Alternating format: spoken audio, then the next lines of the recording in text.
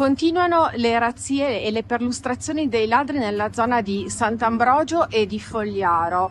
Questa mattina abbiamo incontrato Vito Carnovale, un abitante coraggioso che ha deciso di raccontare l'avventura di questa notte. Cosa è successo? Alle 11 di sera mio figlio stava chiudendo le persiane delle cose, all'interno del giardino abbiamo visto delle luci muoversi. Come hanno sentito rumore hanno spento le luci, sono scappate. Il problema è che 2 mesi fa sono entrati a rubare dentro in giardino dalla signora dove abito io e da me stavano entrando, avevano già smontato le serrature e volevano entrare, ma sono riusciti a scappare.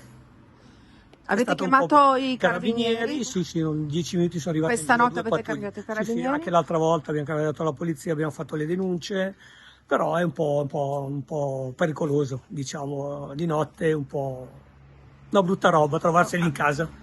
Certo, ecco, mi diceva, si è bloccato il respiro e il fiato, non riusciva neanche a chiamare aiuto. Mio figlio, ero completamente paralizzato dalla paura, perché fondamentalmente era entrato in casa, aveva già smontato le serrature delle porte. E questa notte invece avete visto solo 2 luci, 2 piglie frontali. Quindi erano in perlustrazione nel giardino in sostanza. Sì.